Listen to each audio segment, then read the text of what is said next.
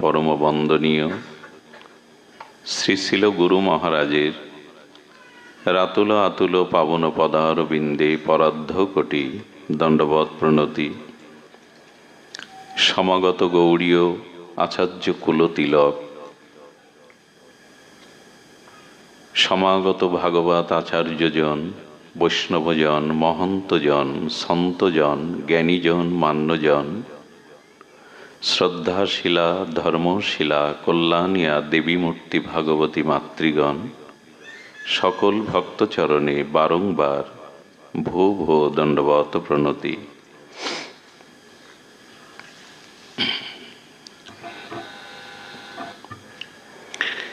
বিদ্যা ধনাগারা কুল অভিমানিন দেহাদির আত্মজ নিত্যবুদ্ধয় ইষ্টান দেবান ফলাকাঙ্ক্ষীন যে জীবন মৃত্যান্তে ন লভন্তে কেশবম। শাস্ত্র বলেন যে বেঁচে থেকেও মৃত, জীবন মৃত, সে কখনোই পরম আনন্দঘন সচ্চিদানন্দঘন ভগবানকে, কেশবকে, মাধবকে, গোবিন্দকে পাবে না। জীবন মৃত মানে জীবন আছে অথচ মৃত, নিঃশ্বাস প্রশ্বাস আছে কিন্তু মৃত। কারা তারা? যারা নিঃশ্বাস নিলেও প্রাণ নিলেও জীবন মৃত মানে বেঁচে থেকেও মৃত, যারা কখনো কেশবকে গোবিন্দকে লাভ করতে পারবে না। বললেন বিদ্যা ধনাগার কুল অভিমানিন, যাদের বিদ্যার অহংকার আছে, ধনের গর্ব আছে এবং কুলের অভিমান আছে। এই ধন, কুল, বিদ্যার গর্ব, অভিমান যাদের আছে, এরা কখনোই ভগবানকে লাভ করতে পারবে না। দেখুন, কাম, ক্রোধ, লোভ এগুলি কিছুটা হলেও ত্যাগ করা যায়, কিন্তু গর্ব বা অহংকার, অনেকেই কাম, ক্রোধ, লোভ সীমিত করেন, নিয়ন্ত্রণও করেন, কিন্তু গর্ব বা অভিমান এটি নিয়ন্ত্রণ করা খুব সহজ। যেমন ব্রজের গোপীগণ, তারা কুলধর্ম, বেদধর্ম, দেহধর্ম, কাম, ক্রোধের অনেক ঊর্ধ্বে। তারা সর্বস্বাদ ত্যাগ করে রাস রজনীতে মহারাসে গেল কিনা, কিন্তু মহারাসে সব ত্যাগ করে গেলেও তাদের সৌভাগ্যের অভিমান এলো গোবিন্দের সঙ্গে তার কণ্ঠলগ্না হয়ে তার হাতে হাত দিয়ে আমরা নৃত্য করার ভাগ্য পেয়েছি। এই যে সৌভাগ্যের গর্ব যে এলো, রাসমঞ্চ থেকে কৃষ্ণ কি হলেন? অন্তর্ধান হলেন। কেউ কেউ সৌভাগ্য পায়, পূর্বজন্মের কর্মফলে সুকৃতিতে সৌভাগ্য পায়, কিন্তু সৌভাগ্য পেয়েও যদি কেউ গর্ববোধ করে, ভগবান বললেন তার সেই সৌভাগ্য গর্বেও আমি তার থেকে দূরে সরে যাই। এই জন্য গর্ব, অহংকার, যাদের ধনের গর্ব, বিদ্যার গর্ব, কুলের গর্ব আছে, গোবিন্দ বললেন, আর এই দেহকে যারা আমি বুদ্ধি করে, এই দেহ আমি, আত্মার অনুসন্ধান করে না, যারা এখানে শব্দটা দিয়েছে দেহাদির আত্মজ বুদ্ধয়, মানে দেহকেই যারা আমি মনে করে, দেহের সুখকে সুখ মনে করে, দেহের দুঃখকে দুঃখ বোধ করে, দেহেতে যাদের আত্মবুদ্ধি মানে আমি এই দেহ, এই আত্মবুদ্ধ যারা, নিত্যবুদ্ধি যারা, এবং তারা যে পূজা পার্বণ ধর্মকর্ম করে না তা না, যাদের বিদ্যার গর্ব আছে, ধনের গর্ব আছে, কুলের গর্ব আছে, তারাও পূজা অর্চনা করে, তারাও উপাসনা করে। কিন্তু উপাসনাটা করে কেন জানেন? নিজের কামনা বাসনা ভোগ বাড়াবার নিমিত্তে, আরো যেন ধনী হই, আরো যেন সম্মানের অধিকারী হই, আরো যাতে পদ প্রতিষ্ঠা পেতে পারি।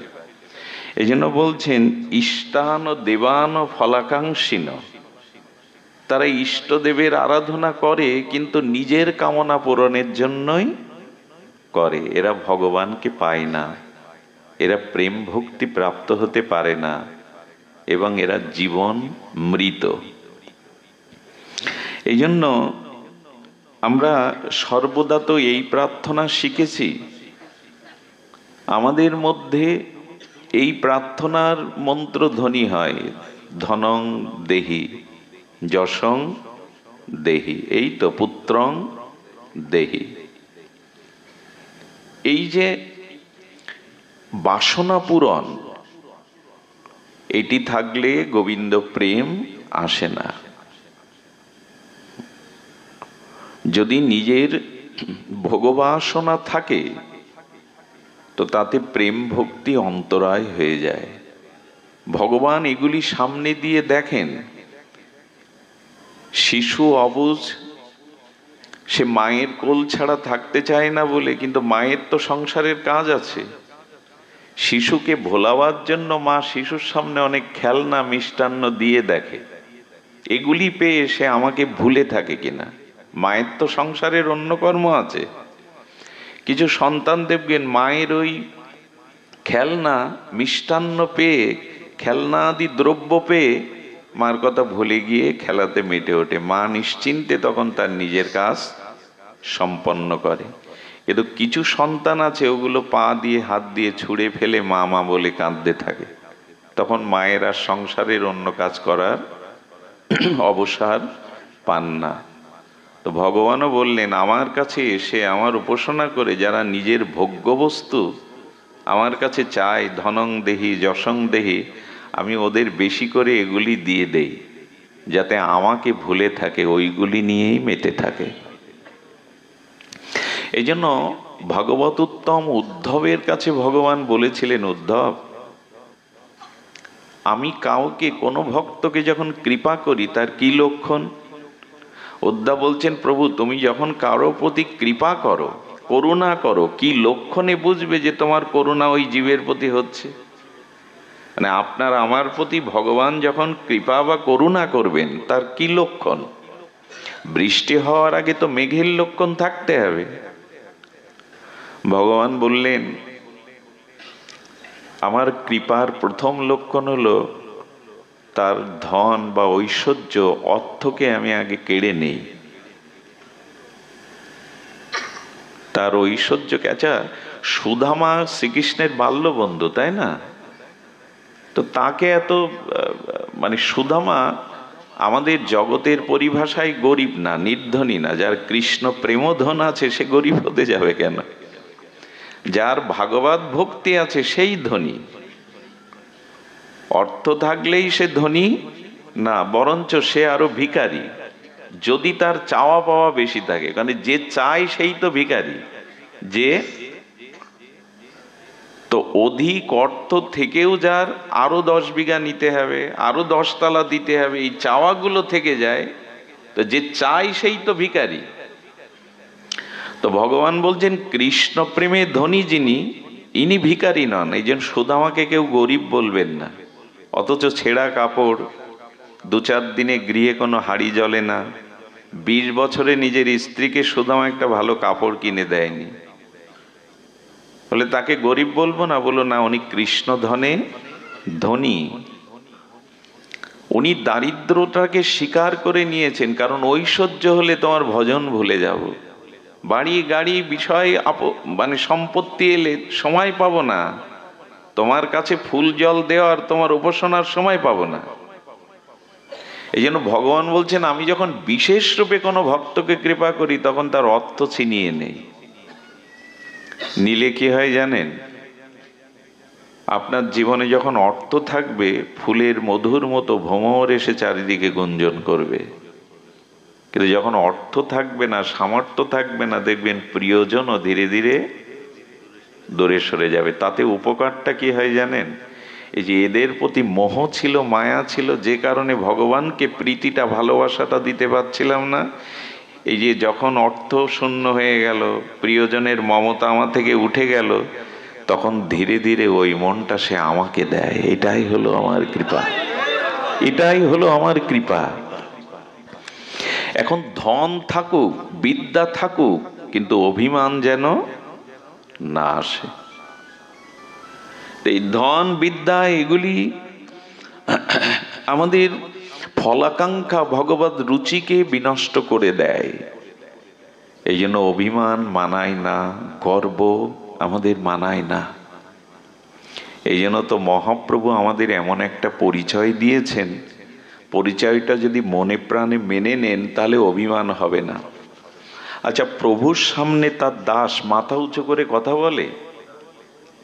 প্রভুর সামনে তার দাস কখনো মাথা উঁচু করে গর্বে কিছু বলে? এবং সে নিজেকে প্রভু জ্ঞান করে না, দাস জ্ঞান করে। এই জন্য মহাপ্রভু পরিচয় দিলেন, তুমি নিত্য কৃষ্ণ দাস।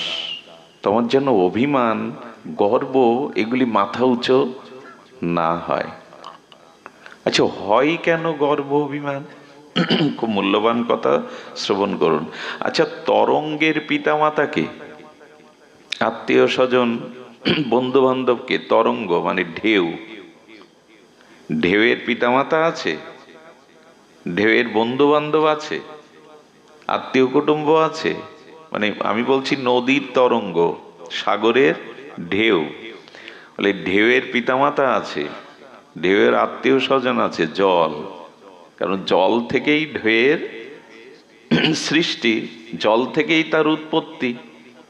জলই তো তাকে ধারণ করে নাকি? জল ছাড়া তরঙ্গ ধারণ হয়? জল ছাড়া তরঙ্গের সৃষ্টি হয়? খুব মন দিয়ে শুনুন কথাটি। আচ্ছা, জলের তরঙ্গ হবে না তরঙ্গের জল হবে? নদীর ঢেউ হবে না ঢেউয়ের নদী হবে? নদী না থাকলে ঢেউ হবে কি? জল তত্ত্ব না থাকলে তরঙ্গ হবে কি? তার মানে ঢেউয়ের বা তরঙ্গের পিতামাতা আশ্রয় হলো জল, এই তো। এখন জল ব্যতীত স্বতন্ত্রভাবে তরঙ্গ হতে পারে না। জল ছাড়া তরঙ্গ হয় কি? ঢেউ খেলে কি? তাহলে ঢেউটা, তরঙ্গটার জলটা আমরা দুটো নামে অভিহিত করছি, একটি হলো তরঙ্গ, একটি হলো জল।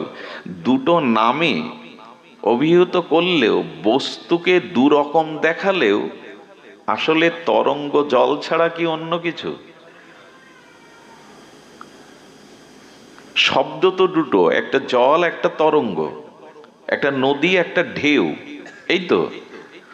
তো শব্দ দুটো প্রয়োগ করছি। তরঙ্গ এবং জল দুই রকম দেখতে। তরঙ্গ ভালো লাগে, নিস্তরঙ্গ সমুদ্র ভালো লাগে না। তরঙ্গায়িত উত্তাল তরঙ্গ সমুদ্রকে ভালো লাগে। দেখছি দু রকম, কিন্তু তরঙ্গের আলাদা কোনো অস্তিত্ব নেই জল ব্যতীত। জলই একটি বিকার হয়ে তরঙ্গায়িত হয়, ঢেউ হয়। এখন যদি ঢেউ কেউ মানেন, জলকে ভুলে গিয়ে ঢেউয়ের অস্তিত্ব থাকবে? এমনি খুব ভালো করে কথাটি স্মরণ যেন করি, ভগবান ছাড়া আমাদেরও কোনো অস্তিত্ব নেই, আমাদের সবকিছু ভগবান। জল ছাড়া যেমন তরঙ্গ নেই, তরঙ্গ ওঠে না, ভগবান ছাড়া আমাদের কোনো কিছু অস্তিত্বই টিকতে পারে না। আমাদের পিতা মাতা ধাতা বিধাতা কর্তা সবকিছুই ভগবান। বলে তোমার অভিমানটা কোথায়? তরঙ্গ কি অভিমান করতে পারে জল ছাড়া? তরঙ্গের অভিমান মানায় জল ছাড়া? তা আমাদের কিসের অভিমান? ভগবান সমস্ত কিছুর মূল, গতির ভর্তা, প্রভু সাক্ষী, নিবাস সারানাং শ্রুহৃদ, প্রভাব প্রলয়ং স্থানাং নিধানানাম বীজমাব্যয়াম। ভাগবতে বলেছে সঞ্চিদানন্দ রূপায় বিশ্বোৎপত্তাদি হেতবে তাপত্রায় বিনাশায় শ্রীকৃষ্ণং বয়ং নমঃ। ভগবান সচ্চিদানন্দ রূপ কি করছেন? বিশ্ব উৎপত্তাদি হেতবে, এই অনন্ত বিশ্বের সৃষ্টি স্থিতি প্রলয়ের উৎপত্তির কারণ হলেন ভগবান। যা কিছু বিশ্ব চরাচর, অনন্ত বিশ্ব ব্রহ্মাণ্ডের নিশ্চয় সবকিছুর গতি, প্রকৃতি, ধাতা বিধাতা, সাক্ষী, আশ্রয় সুহৃদ ভগবান। এখানে তরঙ্গের অভিমান কোথায়? জল ছাড়া। আমরাও ভুল করে বসি আমি, আমার। জল ছাড়া তরঙ্গের স্বাতন্ত্র পরিচয় নেই। তেমন ভগবান ব্যতীত আমাদের কোনো অভিমান অহংকার থাকতে পারে না, কিন্তু করে বসে আমি, আমার। দেখুন বাহ্যিক, এই জন্য শাস্ত্রে বলছেন, আচ্ছা মাটির ঘট, মাটির প্রদীপ, মাটির সরা, এক একটা নাম আছে না? মাটির প্রদীপ, মাটির সরা, মাটির ধুনুচি, সবকিছু আসলে আলাদা আলাদা নাম হলে ওর অস্তিত্ব কি দিয়ে তৈরি করা? ওতে তো মাটি, মাটির একটা অবস্থানকে আমি সরা বলছি, হ্যাঁ, আমি প্রদীপ বলছি, মূলত তাতে কি?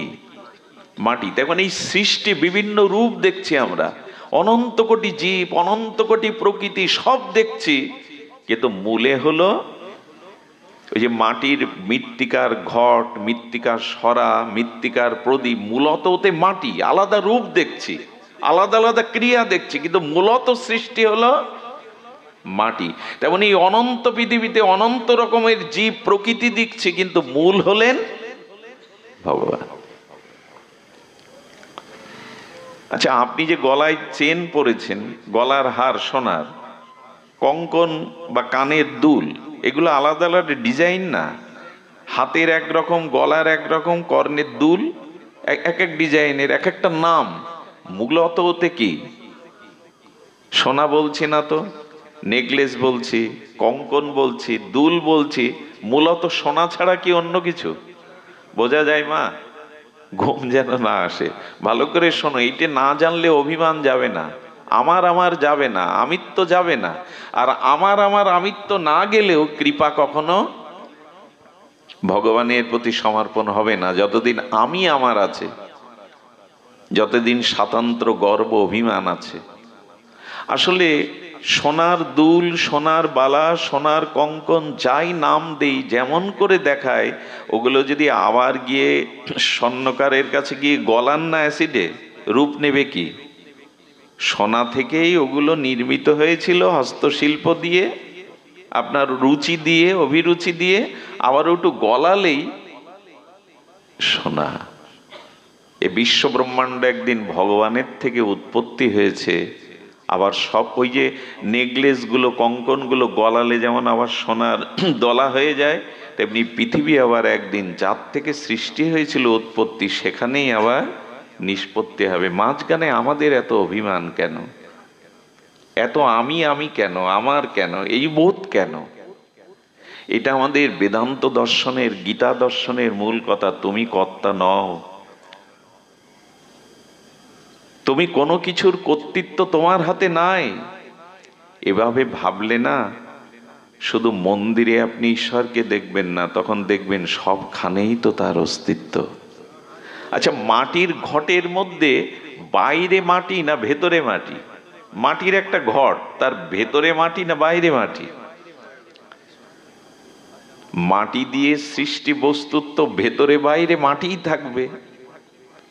তেমন ঈশ্বরের সৃষ্ট জগতে শুধু মন্দিরে বিগ্রহের মধ্যে না, ঈশ্বর সবখানেই আছেন, সব কিছুর মধ্যে আছেন।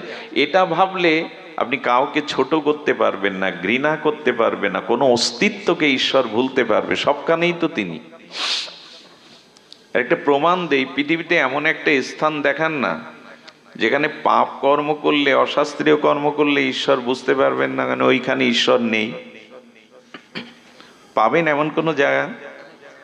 সে 10 হাত মাটির তলে হোক, মহাশূন্যে হোক, গর্তের মধ্যে গিয়ে হোক, এমন একটা জায়গা আমাকে দেখিয়ে দিন যেখানে অপকর্ম করলে, অশাস্ত্রীয় কর্ম করলে ঈশ্বর সাক্ষী স্বরূপ থাকবে না। আছে এমন জায়গা? তার মানে তো তার অস্তিত্ব সবখানে। যারা শুধু মন্দিরে বিগ্রহের মধ্যে ভগবান দেখে, আর কোথাও দেখে না, এদের দৃষ্টি অনেক সংকীর্ণ। যারা সর্বভূতে সর্বং খলিদং ব্রহ্ম, যারা সর্বভূতের মধ্যে তাকেই দেখে, এদের দৃষ্টি প্রশস্ত, এরাই ভগবানের প্রিয় ভক্ত। এরা অনুভব করতে পেরেছে মাটির ঘটের অস্তিত্ব শুধু মাটি, সোনার অলঙ্কারের মধ্যে আলাদা ভিন্ন ভিন্ন নাম হলেও,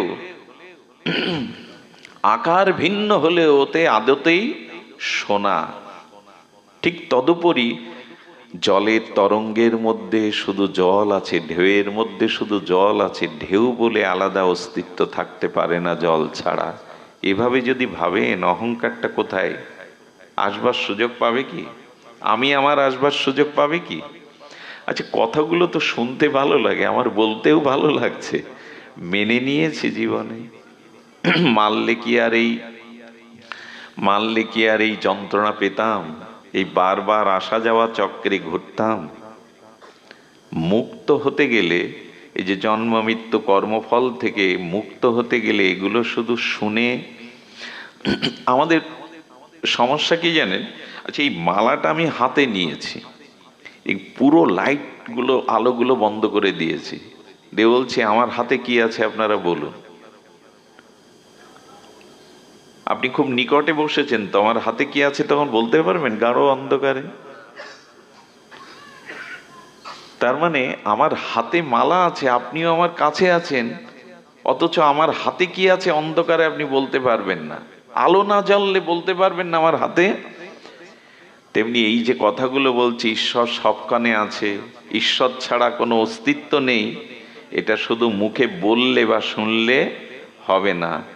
মুখে তো বলছে আমার হাতে কি আছে আপনারা দেখুন, সব আলো বন্ধ, আর আগে থেকে মালাটা আমি আপনাদের দেখাইনি। এখন পুরো আলো বন্ধ করে বলছে আমার হাতে কি আছে বলুন। আপনি সামনে আছেন, বলতে পারবেন? কেন পারবেন না? কারণ কি? কারণ অন্ধকার তো।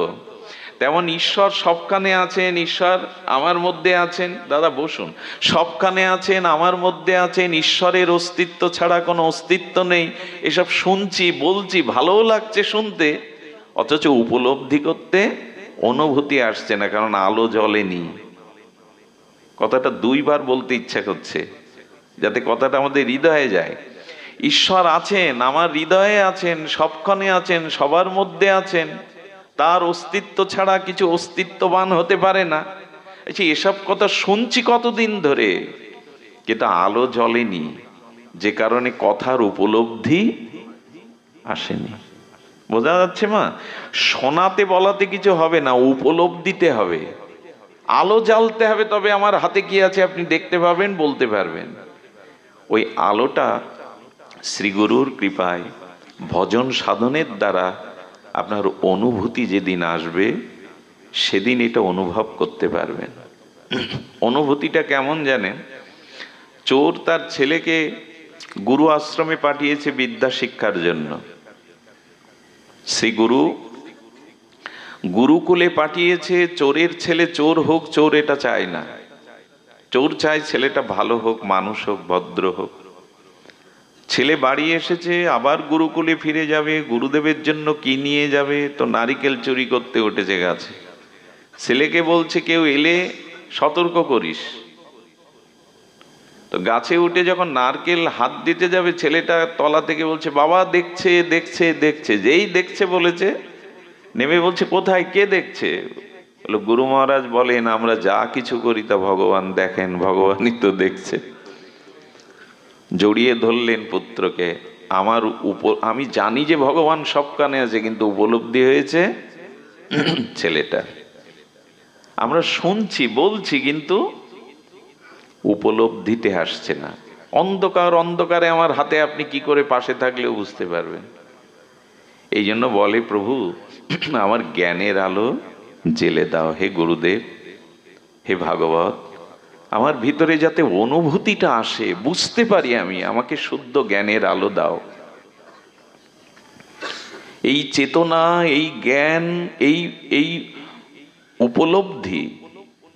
উপলব্ধি শব্দটা আমাদের বুঝতে হবে, উপলব্ধিতে আনতে হবে। উপলব্ধি না আনলে বোঝানো যাবে না।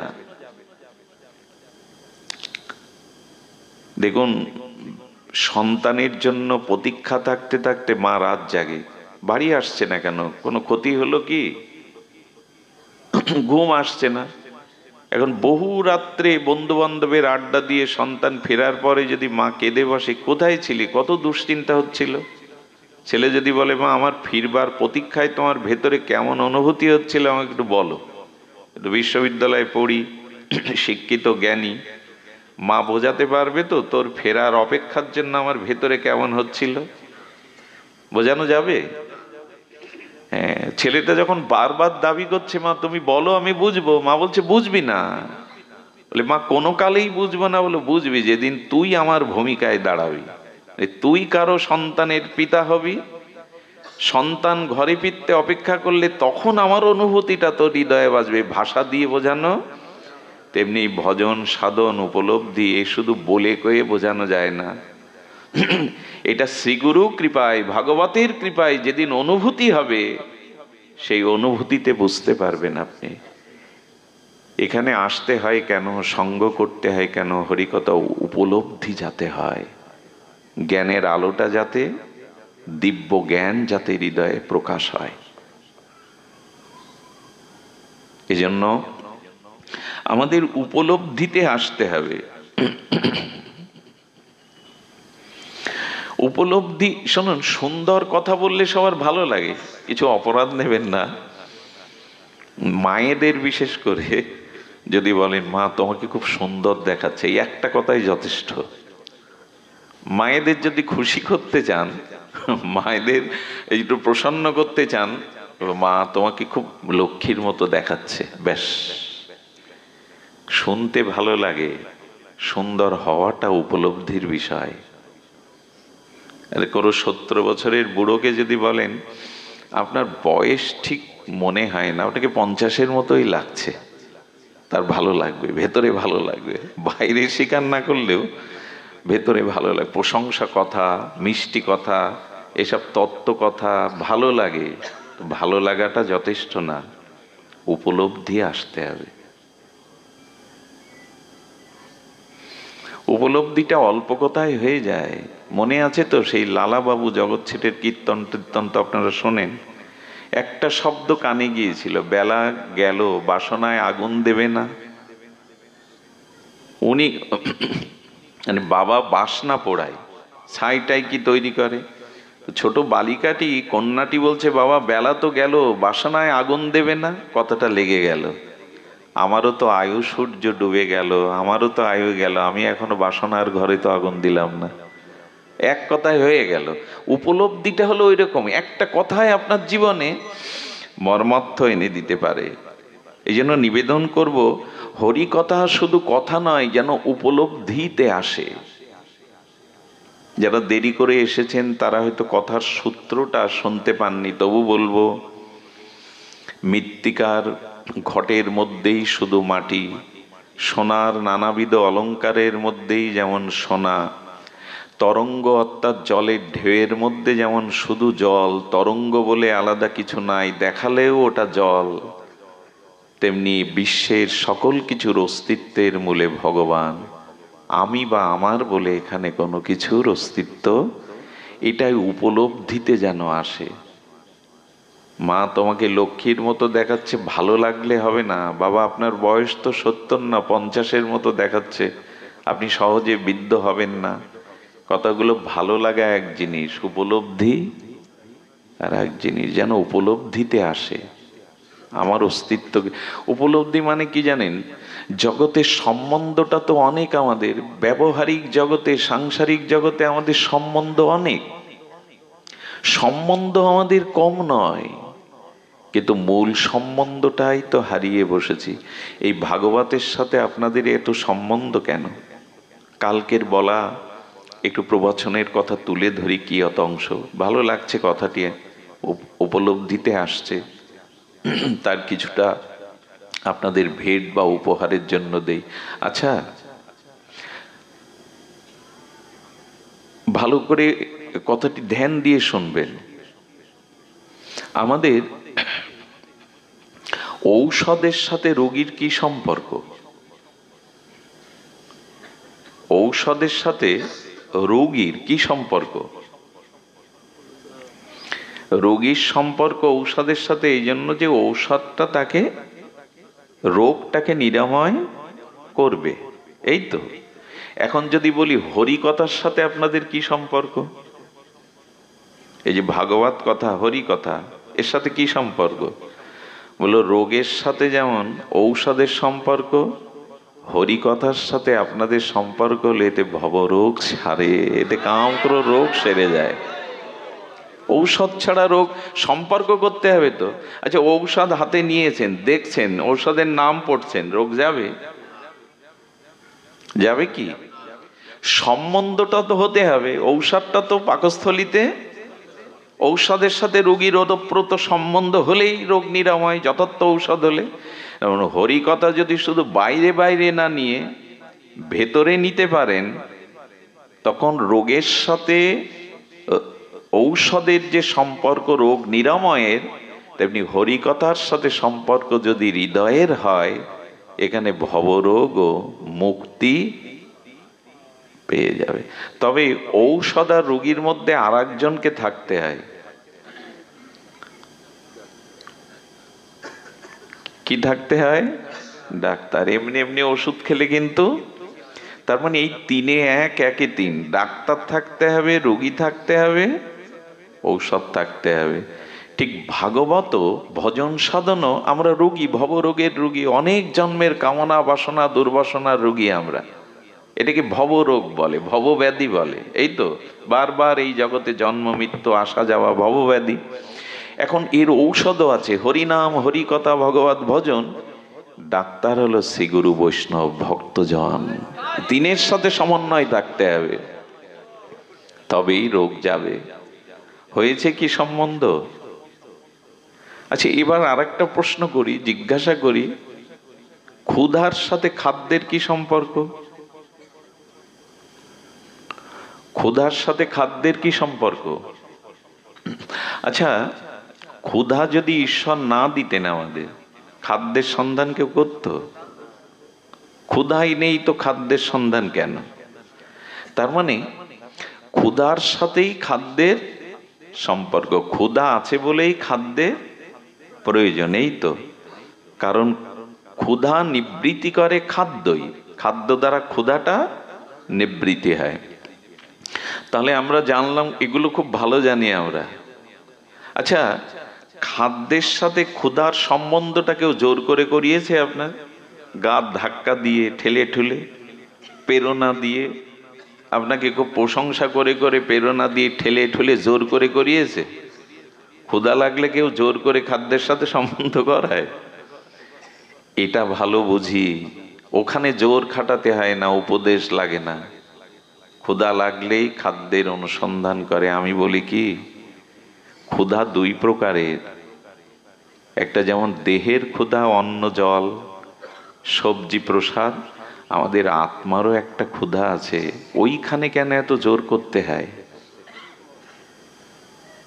আমাদের আত্মার একটা ক্ষুধা আছে, তবে সেটা সবজি অন্ন জল না, আত্মা চাই ভগবানের নাম, হরি কথা, ভগবানের ভজন। এইখানে কেউ কিন্তু এই জন্য আসেননি আমাকে বসিয়ে বেশ পেট পুরে খেতে দেবে। এখানে এসেছেন আত্মার ক্ষুধা। আত্মার যে ক্ষুধা, হরি কথা, হরি নাম, এটি আস্বাদনের জন্য। এত টাকা ব্যয় করে, শ্রম করে, এত পথ ক্লান্ত হয়ে কেন এসেছেন? সবার গৃহেই তো ভগবান দুমুঠো অন্নের সংস্থান করেছেন। এখানে মনের ক্ষুধা, আত্মার ক্ষুধার জন্য এসেছেন হরি কথা। এতে এত জোর করতে হয় কেন মানুষের? জগতের ক্ষুধার সাথে খাদ্যের সম্পর্কে কেউ প্রেরণা দেয়নি, জোর করেনি, উপদেশ দেয়নি, ওটা স্বাভাবিক। এখানে যদি বলা হয়, এখন হয়তো রাতের আহারটা করেননি, কিন্তু দুই বেলা তো আমরা প্রত্যেকেই আহার করেছি, সকালে বা এর মাঝেও বা কত আহার করে ফেলেছি, এটা ওটা টুকটাক। আহার করতে কারো বলে দিতে হয় না, প্রেরণা দিতে হয় না, অথচ আত্মার খাদ্য ভগবানের নাম, ভগবত উপাসনা, সেখানে কেন এত বলে কয়েও হচ্ছে না? তার মানে কি জানেন? ক্ষুধা না থাকলে যেমন খাদ্যের অন্বেষণ করতো না, খাদ্যের কথা মনেও পড়তো না, তেমন যতদিন হৃদয়ে ক্ষুধা না জাগবে আত্মায়, ততদিনে আপনি ভগবানের নাম রূপ লীলা খোঁজ করবেন না। এখানে তারাই এসেছেন যাদের ওই ক্ষুধাটা জেগেছে। আরে মানুষ একটু ক্ষুধার জ্বালা সহ্য না করতে পেরে মানুষ আত্মহত্যাও করে। ক্ষুধার জ্বালা এমন, অনেক বড় মানুষও ভিখারির ন্যায় কাঙালের ন্যায় হাত পাতে ক্ষুধার জন্য। আত্মার ক্ষুধা যদি জাগতো তাহলে ভগবানকে, ভগবানের উপাসনা, ভগবানের নামের, কারণ ক্ষুধার সাথে খাদ্যের ওতপ্রোত সম্পর্ক, বলে কয়ে জোর করে কেউ করেনি, ওটা স্বাভাবিক। তেমন আমাদের ভেতরের ক্ষুধা যদি আত্মক্ষুধা থাকতো, বলা লাগতো না, জোর করা লাগতো না। ওই ক্ষুধা নিবৃত্তির জন্য আমরা ভগবানের নাম রূপ সর্বদাই গ্রহণ করতাম। খাদ্যের সাথে ক্ষুধার সম্পর্ক জোর করে নয়, কিন্তু আত্মার ক্ষুধাটা আমাদের জাগেনি। খুব ভালো লাগে যখন আপনারা আসেন হরিকথায়, ভালো লাগে এই জন্য, প্রসন্ন হয় এই জন্য, ভগবান আনন্দিত হয় এই জন্য, আপনাদের মূল ক্ষুধাটাই জেগেছে। আত্ম ক্ষুধা যদি না জাগে তো জল তো সবখানেই আছে, পিপাসা না লাগলে জলের সন্ধান কে করবে গো? আগে তো পিপাসা, আচ্ছা পিপাসার সাথে জলেরও তো একই সম্পর্ক। যদি পিপাসা না দিতেন ভগবান, তো জলের খোঁজ করা, তেমন কবে ভগবানের পিপাসা জাগবে? তার নাম রূপ লীলা শ্রবণ কীর্তনের পিপাসা জাগবে। এটি জাগলেই সে সন্ধান করবে, সে খোঁজ করবে। এই জন্য শাস্ত্রে বলছেন ক্ষুধার সাথে খাদ্যের সম্পর্ক, সম্বন্ধটা তেমন। এখন প্রশ্ন হচ্ছে, এই সম্বন্ধগুলো যেমন ওতপ্রোত, তেমন ভগবানের সাথে আমার সম্বন্ধটা ওতপ্রোত। 700 সম্বন্ধ ভগবানের সাথে আমার, চিরন্তন সম্বন্ধ। এই জন্য অনুরোধ করব, আত্মার ক্ষুধা জাগান। তবে ক্ষুধা কখন জাগে জানেন? লোভ কখন জাগে জানেন? বাজারে পাল মিষ্টান্ন ভান্ডারে হয়তো মিষ্টান্ন সাজানো, আপনি আসছেন সামনে দিয়ে, আচ্ছা আলমারির মধ্যে মিষ্টি দেখলে লোভ যে জাগে না তা না, কিন্তু ওই লোভ বেশি জাগে কি? পথচারী যখন দোকানের মধ্যে সাজানো দেখে, লোভ খুব জাগে কি? কিন্তু লোভ কখন জাগে জানেন? যখন আমার সামনে বসে, একদম সামনে বসে ওটা আপনি জিহ্বায় আস্বাদন করেন, তখন লোভ সামলানো বড় মুশকিল হয়ে পড়ে। তো এই আত্মক্ষুধা কবে জাগবে জানেন? ভগবানকে জানার আস্বাদনের পিপাসা কবে জাগবে জানেন? ওই যে আমার সামনে বসে মিষ্টান্নটা কেউ জিহ্বায় দিলে, রস আস্বাদন করলে, তখন লোভ সামলানো দায় হয়ে পড়ে। তেমনি যার লোভ জেগেছে, সেই সাধুর কাছে, সন্তের কাছে, মহাভাগবতের সামনে বসে তার মুখে যখন এই লোভময় হরিকথা শ্রবণ কীর্তন করবেন, এই রসের কথা, ভাবের কথা, তখন আপনারও লোভ জাগবে, এই লোভ সামলানো যাবে না, লোভ জেগে যাবে। আমিও যদি এভাবে একটু ভজন করতে পারতাম, আমিও যদি তাকে এভাবে আরাধনা করতে পারতাম। লোভ জাগাবার এটাই উপায়। যার লোভ জেগেছে, যে ওটি আস্বাদন করছে, তার সামনে গিয়ে বসতে হবে। শিশু কিছু খেতে চায় না, কিন্তু আপনি ওর সামনে কিছু খাবেন, ও হাত বাড়িয়ে দেবে। দেবে কি না? আপনি যখন খাবেন, ওর গালে দিতে গেলেও খাবে না, কিন্তু আপনি যখন খাবেন তখন ও হাত বাড়িয়ে দেবে। এই জন্য সাধুগুরু বৈষ্ণবের সঙ্গে কেন যেতে হয়, হরিকথায় কেন যেতে হয়? যার লোভ জেগেছে তার সামনে বসলে ওই লোভটা আমার ভিতরেও জেগে যাবে। এই জন্য আপনাদের এইটুকু শুধু আমরা জানাতে চেষ্টা করছি, ক্ষুধা বাড়ান। ক্ষুধার সাথে খাদ্যের সম্পর্ক, তেমন আত্ম ক্ষুধার সাথে ভগবানের নাম রূপ লীলার সম্বন্ধ করে নিন। আর এই জগতের যে সম্বন্ধ,